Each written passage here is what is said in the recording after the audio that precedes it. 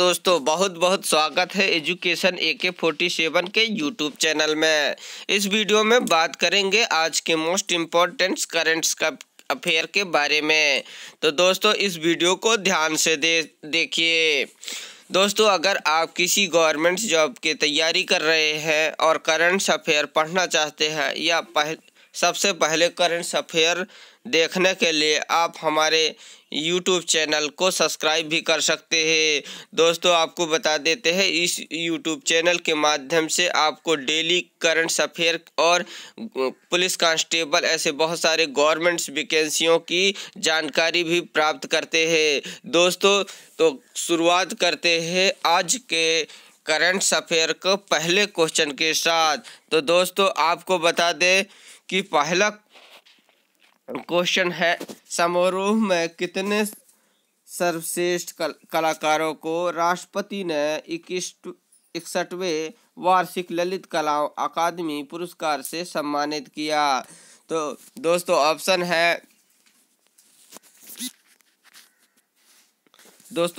है आपका, पहला ऑप्शन है श्रेष्ठ कलाकार, दूसरा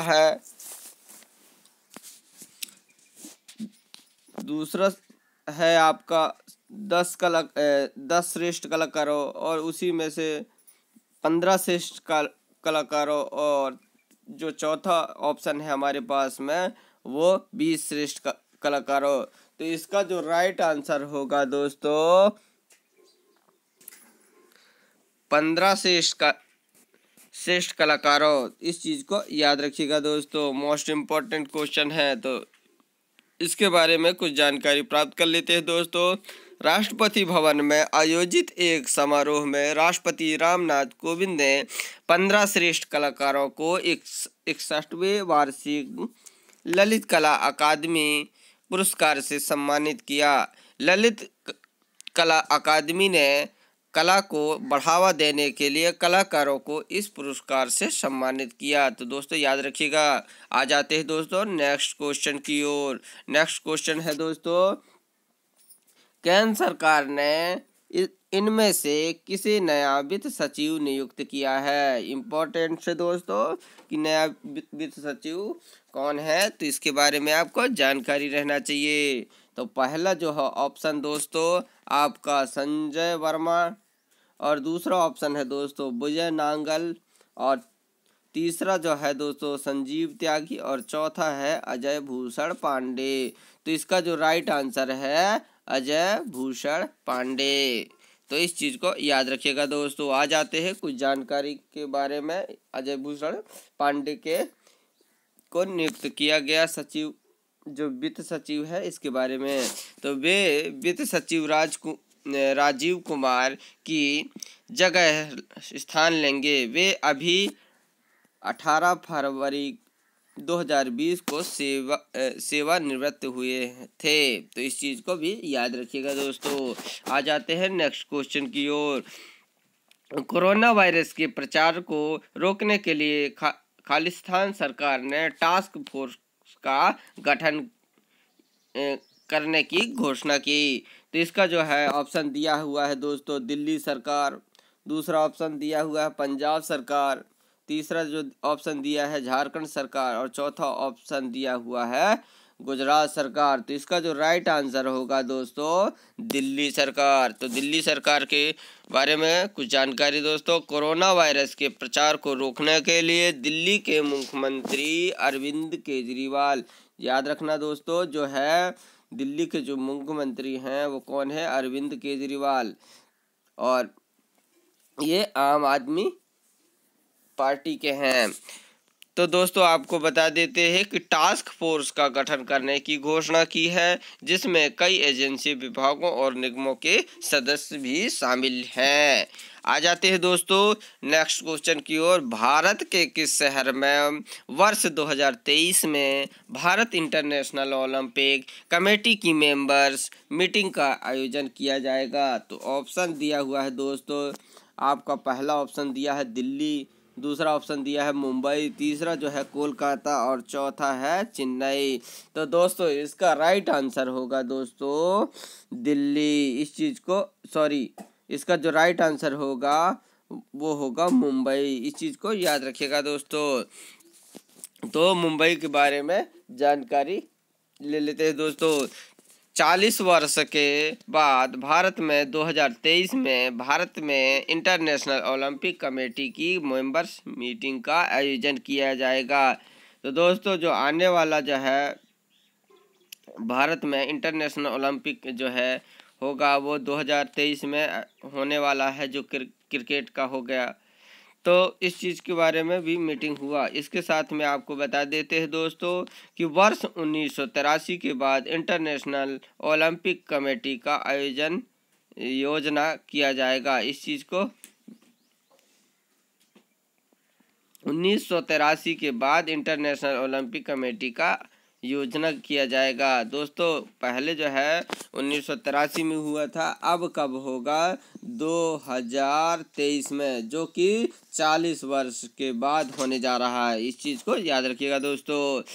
BCCI की क्रिकेट सलाहकार समिति ने किस वर्ष पूर्व स्पिनर को टीम इंडिया का नया चीफ सेलेक्टर चुना है? तो इसका जो है ऑप्शन ये है दोस्तों, याद रखिएगा दोस्तों। इसका जो ऑप्शन है श्री वेंकटेश। उसके बाद जो सेकंड ऑप्शन दिया हुआ है दोस्तों सुनील जोशी, संजय मेहता और सुमित त्यागी। तो इसका जो राइट आंसर है दोस्तों सुनील जोशी। आ जाते हैं दोस्तों इसके बारे में कुछ जानकारी। BCCI की क्रिकेट सलाहकार समिति ने हाल ही में 15 देश मैच खेलने वाले सुनील जोशी को टीम इंडिया का नया चीफ सेलेक्टर चुना है। चयन किए जाने वाले लोगों की सूची में 3 टेस्ट खेलने वाले हरविंदर सिंह भी, याद रखिएगा, हरविंदर सिंह भी समिति का हिस्सा होंगे। इस चीज़ को भी याद रखिएगा। आ जाते हैं नेक्स्ट क्वेश्चन की ओर। कोरोना वायरस से निपटने के लिए वर्ल्ड बैंक ने कितने अरब डॉलर की सहायता देने की घोषणा की है? तो ऑप्शन दिया हुआ है 2 अरब डॉलर, सेकेंड ऑप्शन में 5 अरब डॉलर और थर्ड में दिया है 12 अरब डॉलर और चौथे में आपका दिया है 25 अरब डॉलर। तो इसका जो राइट आंसर है दोस्तों आपको बता दें हम 12 अरब डॉलर। तो ये याद रखिएगा दोस्तों। तो दोस्तों आ जाते हैं उसके डिटेल्स के बारे में। 12 अरब डॉलर चीन, इटली और दक्षिण कोरिया में फैले कोरोना वायरस से निपटने के लिए वर्ल्ड बैंक ने 12 अरब डॉलर की सहायता देने की घोषणा की है। विश्व बैंक ने कहा है कि यह राशि खास तौर पर विश्व भर में गरीबों के लिए दी गई है। तो अच्छी बात है दोस्तों, इस चीज़ को भी याद रखिएगा। आ जाते हैं क्वेश्चन के नेक्स्ट क्वेश्चन की ओर दोस्तों। वेस्ट इंडीज क्रिकेट के टीम के कायरन पोलार्ड हाल ही में कितने T20 मैच खेलने वाली दुनिया के पहले खिलाड़ी बन गए हैं? तो इस चीज़ को याद रखिएगा दोस्तों कि कौन से। और आपको एक चीज़ और बता देते हैं दोस्तों, इन्होंने अभी श्रीलंका के खिलाफ 6 गेंदों में 6 सिक्स लगाकर दूसरा रिकॉर्ड बना लिया है। उससे पहले रिकॉर्ड किसका था दोस्तों? पहला रिकॉर्ड में हमारा टीम इंडिया का युवराज सिंह के नाम पे है। इस चीज़ को भी याद रखिएगा दोस्तों। अब इनका कंपनी बन गए हैं ये। तो आ जाते हैं इसके ऑप्शन के बारे में दोस्तों। तो इसका ऑप्शन है एक ए नंबर का पहला ऑप्शन है 200 T20 मैच। तीसरा जो दूसरा जो ऑप्शन दिया है 300 T20 मैच। और चौथा तीसरा जो ऑप्शन दिया है 400 T20 मैच। और चौथा जो ऑप्शन दिया है 500 T20 मैच। तो इसका जो है दोस्तों 500 T20 मैच ही राइट आंसर होगा। तो इस चीज़ को याद रखिएगा। तो 500 T20 मैच, इसके बारे में डिटेल्स दोस्तों। वेस्ट इंडीज क्रिकेट टीम के कप्तान कायरन पोलार्ड हाल ही में 500 T20 मैच खेलने वाले दुनिया के पहले खिलाड़ी बन गए हैं। T20 मैच में उन्होंने 7000 रन, याद रखिएगा दोस्तों। जो एक चीज़ याद रखिएगा कि जो है कायरन पोलार्ड है जो कप्तान है कहाँ के, वेस्ट इंडीज़ के। और इन्होंने 500 T20 मैच खेलने वाले दुनिया के पहले खिलाड़ी बन गए हैं दोस्तों। इस चीज़ को याद रखिएगा। और आपको बता देते हैं दोस्तों, जो T20 मैच में उन्होंने कितने रन बनाए, 7,000 रन और 250 विकेट लिए हैं। इस चीज़ को भी याद रखिएगा। वह अब 17 अलग अलग टीमों के लिए T20 मैच खेल चुके हैं।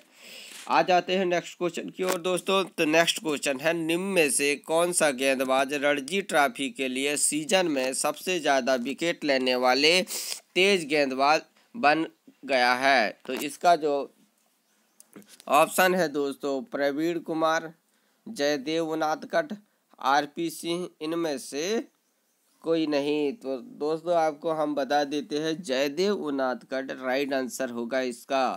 तो दोस्तों इसके बारे में आ जाते हैं। जयदेव उनादकट हाल ही में रणजी ट्रॉफी के एक सीजन में सबसे ज़्यादा विकेट लेने वाले तेज गेंदबाज बन गए हैं। उन्होंने हाल ही में गुजरात के खिलाफ टेस्ट मैच की दूसरी पारी में कितने विकेट लिए, 7 विकेट लिए हैं।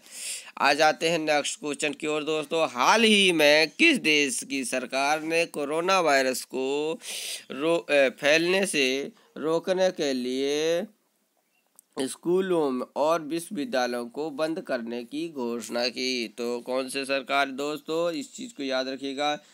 भारत सरकार ऑप्शन में दिया हुआ है, भारत सरकार।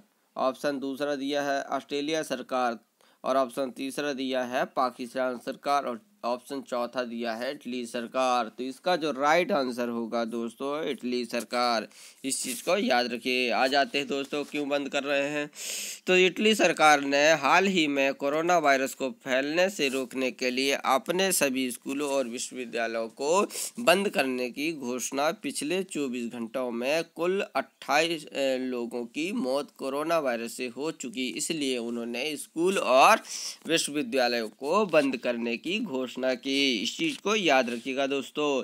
आ जाते हैं नेक्स्ट क्वेश्चन की ओर। प्रधानमंत्री नरेंद्र मोदी को एनुअल इंटरनेशनल एनर्जी कॉन्फ्रेंस में किस अवार्ड से सम्मानित किया गया? तो इस चीज़ को याद रखिएगा दोस्तों कि किस अवार्ड से सम्मानित किया गया दोस्तों। तो आपको हम बता देते हैं, ऑप्शन में दिया हुआ है दोस्तों, बता देते हैं ऑप्शन में दिया हुआ है दोस्तों। ऑप्शन जो है आपका दिया है बेस्ट प्रधानमंत्री, और सेकंड ऑप्शन दिया है ग्लोबल एनर्जी और एनवायरमेंट लीडरशिप, और चौथा जो है ऑप्शन दिया है, तीसरा जो है ऑप्शन दिया है बेस्ट पॉलिटिशियन, और चौथा जो दिया है ऑप्शन इनमें से कोई नहीं।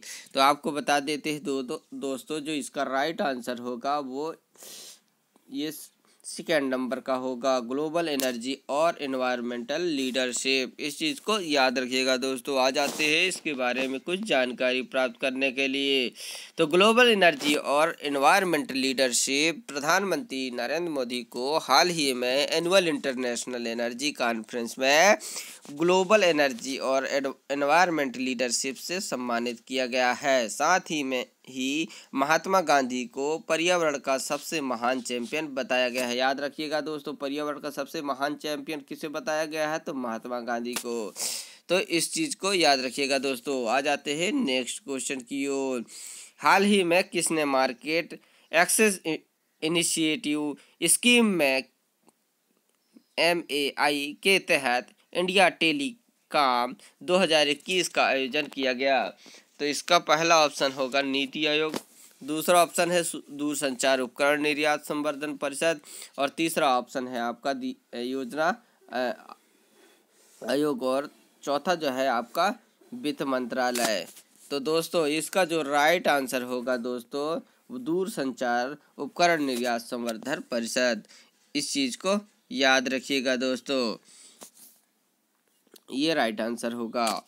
इसके बारे में कुछ आ जाते हैं दोस्तों। दूरसंचार उपकरण निर्यात संवर्धन परिषद ने हाल ही में मार्केट एक्सेस इनिशिएटिव स्कीम के तहत इंडिया के टेलीकॉम 2021 का आयोजन किया है। इंडिया टेलीकॉम 2021 एक विशेष अंतर्राष्ट्रीय बिजनेस एक्सपो है, जिसमें 1000 से अधिक प्रतिनिधियों ने भाग लिया, जिसमें 45 से अधिक देशों के 200 अधिक विदेशी प्रतिनिधि थे। इस चीज़ को याद रखिएगा, है ना। भाग लेने वाले देश कितने थे दोस्तों? तो 45 हो गया, और विदेशियों की संख्या कितने हो गए? 200। इस चीज़ को याद रखिएगा। निम्न में से किस देश के वैज्ञानिकों ने हाल ही में कम लागत वाले ऑप्टिकल स्पेक्ट्रोग्राफ का डिजाइन और विकास किया? तो पहला ऑप्शन दिया है भारतीय वैज्ञानिकों ने, दूसरा ऑप्शन दिया है अमेरिकी वैज्ञानिकों ने, और तीसरा ऑप्शन इटली वैज्ञानिकों ने, और चौथा जो है ऑप्शन दिया हुआ है आपका ताइवान वैज्ञानिकों ने। तो इसका जो राइट आंसर होगा दोस्तों, भारतीय वैज्ञानिकों ने। इस चीज़ को याद रखिएगा। इसके बारे में कुछ जानकारी ले लेते हैं दोस्तों। तो भारतीय वैज्ञानिकों ने हाल ही में कम लागत वाले ऑप्टिकल स्पेक्ट्रोग्राफ का डिजाइन और विकास किया है, जो कि दूर की आकाशीय वस्तुओं से मंद प्रकाश के स्रोतों का पता लगाने में सक्षम है। इस चीज़ को याद रखिएगा दोस्तों, ये इम्पोर्टेंस है कि दूर की आकाशीय वस्तुओं में मंद प्रकाश के स्रोतों का पता लगाने के लिए उन्होंने ऑप्टिकल स्पेक्ट्रोग्राफ का डिजाइन किया और विकास किया। आ जाते हैं नेक्स्ट क्वेश्चन की ओर दोस्तों। तो केंद्रीय स्वास्थ्य एवं परिवार कल्याण मंत्री ने हाल ही में ग्लोबल बायो इंडिया 2021 के कौन से संस्करण का उद्घाटन किया?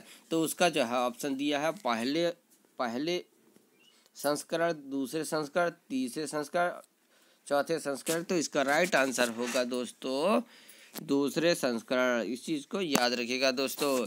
आ जाते हैं इसके डिटेल्स के बारे में। केंद्रीय स्वास्थ्य एवं परिवार कल्याण मंत्री ने हाल ही में ग्लोबल बायो इंडिया 2021 के दूसरे संस्करण का उद्घाटन किया। इस ग्लोबल बायो इंडिया 2021 का उद्देश्य भारत को विश्व में एक उभरते हुए नवोन्मेष केंद्र और जैव विनिर्माण केंद्र के रूप में मान्यता प्रदान की गई है। आ जाते हैं दोस्तों नेक्स्ट क्वेश्चन की ओर।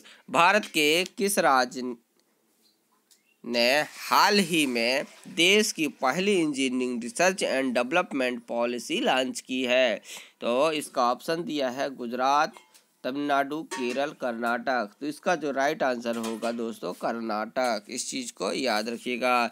तो कर्नाटक के बारे में कुछ जानकारी ले लेते हैं। जो कर्नाटक राज्य ने ही हाल ही में देश की पहले engineering research and development policy launch की है। इस पॉलिसी के तहत नवाचार को बढ़ावा दिया जाएगा। याद रखिएगा दोस्तों, नवाचार को बढ़ावा दिया जाएगा। सरकार विभिन्न परियोजना हेतु कॉलेजों को धन मुहैया कराएगी। इस चीज़ को भी आप लोग याद रखिएगा। आ जाते हैं नेक्स्ट क्वेश्चन की ओर। विकेट कीपर बल्लेबाज ऋषभ पंत ऑस्ट्रेलिया में शतक जमाने वाले विश्व के कौन से विकेट कीपर बन गए हैं? ये बहुत ही इम्पोर्टेंट है दोस्तों, आपको याद रखना चाहिए। अभी जितने भी प्रतियोगियों परीक्षा होने जा रही है, पूछा जा सकता है, तो इसलिए आप हमेशा याद रखिएगा दोस्तों। जितने भी क्वेश्चन अभी तक बताए गए हैं मोस्ट इम्पोर्टेंट है। तो इसके ऑप्शन दिया हुआ है कि पहले, दूसरे, तीसरे, चौथे। तो इसका जो राइट आंसर होगा दोस्तों दूसरे। तो दूसरे क्या है? विकेट कीपर और बल्लेबाज ऋषभ पंत ऑस्ट्रेलिया में शतक जमाने वाले विश्व के दूसरे विकेट कीपर बन गए हैं। इस चीज़ को आप समझ जाइए। इसके बारे में कुछ जानकारी ले लेते हैं दोस्तों। विकेट कीपर बल्लेबाज ऋषभ पंत हाल ही में ऑस्ट्रेलिया में शतक जमाने वाले विश्व के दूसरे विकेट कीपर बन गए हैं। उन्होंने टेस्ट करियर का ओवरऑल तीसरा और भारतीय जमीन पर पहला शतक बनाया। भारत, इंग्लैंड और ऑस्ट्रेलिया में शतक जमाने के मामले में ऑस्ट्रेलिया के दिग्गज विकेट कीपर बल्लेबाज एडम गिलक्रिस्ट की बराबरी कर चुके हैं। तो बात कर लेते हैं दोस्तों कल के क्वेश्चन के बारे में जो आपको दिया था, जो किसी ने जवाब नहीं दिया। तो दोस्तों इसका राइट जो आंसर है, पहले आपको बता देते हैं कि क्वेश्चन क्या था। अंग्रेजी संसद में भारत सरकार अधिनियम कब पारित हुआ? तो ये था। तो दोस्तों इसका जो राइट आंसर है, पहले जो ऑप्शन दिया हुआ था 1852, 1856, 1858। तो इसका जो राइट आंसर होगा दोस्तों 1858। तो दोस्तों वीडियो आपको कैसे लगी? आपके लिए बहुत ही बेनिफिट है दोस्तों। इसको डेली आप देखते रहिएगा और आप नोट भी कर सकते हैं दोस्तों। और इस तरीके के कॉम्पिटिटिव एग्ज़ाम के लिए आपके लिए बहुत बेनिफिट हो सकती है दोस्तों। तो वीडियो देखने के लिए धन्यवाद। अगर वीडियो आपको पसंद आया हो तो नीचे कमेंट में कीजिए दोस्तों, और साथ ही आप अपने दोस्तों को भी शेयर कीजिएगा और अपने दोस्तों के माध्यम से सब्सक्राइबर बढ़ाने की कोशिश करेंगे दोस्तों। वीडियो देखने के लिए बहुत बहुत धन्यवाद।